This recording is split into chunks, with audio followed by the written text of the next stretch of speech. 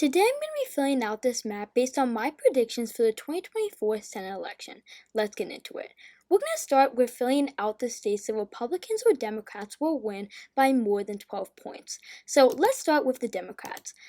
With the Democrats, they're going to win California, Washington, Hawaii, Minnesota, Vermont, Massachusetts, Rhode Island, Connecticut, Delaware, Maine, and New York by safe margins.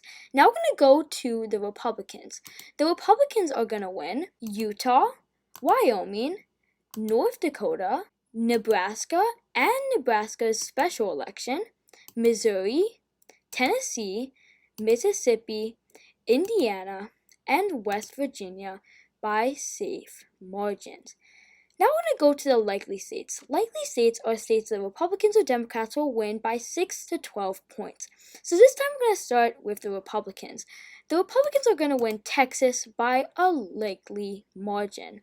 Now, polling out of Texas does show that Trump is up by 10.8 points. And also, if we look at the Senate polls out of Texas, Ted Cruz is up by 8 points, and these are both likely margins, so that's why I have this one as a likely margin. Now we're going to go to Florida. Florida, I also have this one as a likely margin. In 2022, Republicans had a red wave in Florida, and also the polling out of Florida is showing that Donald Trump and Republicans are up. Donald Trump is up by just over 11 points in the presidential polling, and Rick Scott is up by just under 11 points in the Senate polling. And even though abortion is on the ballot, I do still think that Republicans are going to be able to win because they do outnumber Democrats by 800,000 voters. So that is why I have Florida as a likely state for Republicans. Now we're going to go to the Democrats' likely states. New Mexico, it will be a likely state for Democrats. New Mexico was a state that Biden won by 11 points in 2020. Nella Damici is the likely frontrunner for the GOP nomination in the U.S. Senate race in New Mexico. She was the daughter of a very popular and beloved senator in New Mexico. And she does have name recognition just because of her last name. And also because polling out of New Mexico, out of the presidential race, the last poll only shows that Biden's up by 8 points. And I do think Nella Damici will definitely be able to outrun Biden in the state, but not enough to make it a lean state or a tilt state. And so for that reason, I have New Mexico as a likely state. Now we're going to go to Maryland. Maryland is also going to be a likely state for Democrats. If we look at Maryland's polling, the last two polls between Alsobrooks and Hogan shows that Alsobrooks is up by 9 and 10 points respectively. In my last prediction, even when Hogan was up, I still said the Democrats were going to be able to win just because of how democratic the state is. It voted for Biden by over 20 points in 2020. For that reason, I have Maryland as a likely state. That would put the Republicans at 50 seats and the Democrats at 41 seats. Now we're going to go to the lean states for each party. We're going to start with the Democrats this time. So I actually have New Jersey as a lean state for Democrats. You might be shocked that this is not a safe state or a likely state, but I have reasons why I have this as a lean state. Right now, the incumbent Democrat senator from New Jersey is Bob Menendez, but he's facing a lot of indictments and criminal charges from taking bribes from Egypt. And also, if we look at this polling, Menendez actually is launching an independent bid, which is going to hurt Andy Kim. If we put Menendez out there, he garners 6% of the vote, and is taken down from a 9-point lead to a 6-point lead for Andy Kim, who is the Democratic frontrunner. And I do think that if Menendez gets on the ballot, it's really going to hurt Andy Kim. For that reason, I have New Jersey as a lean state for Democrats. Now I'm going to go to the other lean states for Democrats, and the other one is going to be Virginia. Now, Virginia voted for Biden by 10 points in 2020, which is actually a likely margin. But if we look at the polls right now coming out of Virginia, the polling averages show that Biden's only up by 4 points in Virginia. And Hong Kao, who is a Republican frontrunner to challenge Tim Kaine, is an overperformer. Now, he did lose his House bid in 2022, but he did outperform the partisanship of his district. And I do think that it's going to be close. I do still see Hong Kao losing by about 4 to 6 points, which is a lean margin.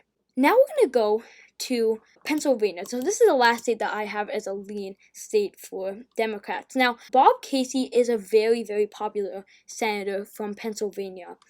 And right now, Casey's only up by 4.8 points in the state. But just because of how popular Casey is in the state, I am having this as a lean state for Democrats. Now we're going to go to the lean states for the Republicans. So we're going to start with Ohio. Now, Sherrod Brown is the Democratic incumbent in Ohio. Ohio is a state that voted for Trump in 2016 and in 2020 by 8 points. And it is looking like Ohio is going to become more Republican, as right now Donald Trump is almost up by 10 points. I do see Sherrod Brown getting some crossover votes, and right now he's actually up in the polls in Ohio, but I still do think that Bernie Moreno will be able to win because of political polarization. So that's why I have this as a lean state for Republicans. Now, then we go to Montana. I also have this as a lean state for Republicans. Tim Sheehy is a pretty good candidate.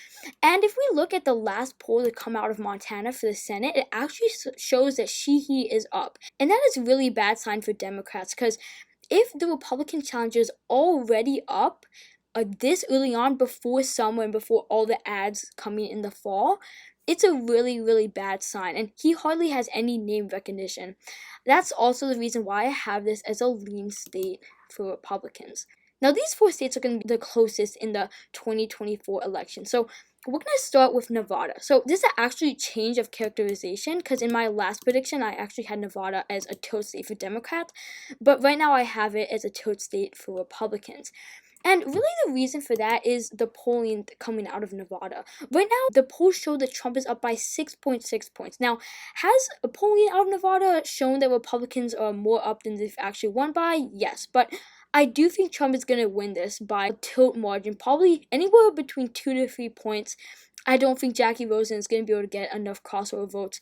That's why I have this as a tilt Republican state. And then I also have another change in characterization, that's Arizona. I have this as a tilt state for Democrats. Now, the reason why I have this is because Kari Lake is really not the strongest candidate for Republicans to run. She lost her bid to become governor of Arizona in 2022, even though the polls were showing that Kari Lake was up by 3 points. And then also the abortion ballot is on there, and that has been really hurting Republicans. Because you see that 500,000 Arizonians have signed the petition for abortion rights to be on the ballot in 2024. That's really going to harm Kari Lake's chance of taking back this Senate seat, and for that reason, I do have this as a tilt state for Democrats. Now we're going to go to Wisconsin. I actually have this as a tilt Democrat state. Now, Tammy Baldwin is a very popular senator in Wisconsin. And even though I do have Trump winning the state and the polls do show that Trump is up, I still think that she's going to be able to outperform Biden in this state. The polling out of Wisconsin is showing that Tammy Baldwin is up against Eric Hovde. The last poll actually showed that Tammy Baldwin was up by 7 points in Wisconsin. And for that reason, I do have Wisconsin as a tilt state for Democrats. Then the last state, Michigan. Now, this is probably going to be a little controversial, but I actually have this as a tilt state for Republicans. But I'm going to back this up, alright? So, we're going to look back at 2020. So, Republicans nominated John James, and the polling was showing that John James was down by 5 points and 6 points. But then, on election day, he only lost the state by 1.7 points. And Donald Trump actually lost this state by 3 points. He really outperformed Trump, and John James was a really good candidate. Mike Rogers, who the Republicans are likely to nominate, is a very good candidate, and he's a moderate Republican, and that's really going to help him in his bid for Michigan. And I'm also going to show you the polling in Michigan right now, because the polling actually shows that Alyssa Slotkin is only up by 1 point in Michigan. And Michigan was a state that voted for their incumbent governor in 2022 by 10 points. And this is really a bad sign for Alyssa Slotkin because Mike Rogers really doesn't have too much name recognition. But since John James outran Donald Trump in 2020, I do also see Mike Rogers outrunning Trump by probably the same margin. And if he outran Trump by 1.3%, which John James did in 2020, he would actually win this state. And so it is looking good for Republicans in Michigan. Now, this could definitely change if Republicans do not decide to pour money into Michigan. But for right now, I do have this as a tilt categorization for Republicans just because Mike Rogers is a good candidate and I do see him outrunning Trump.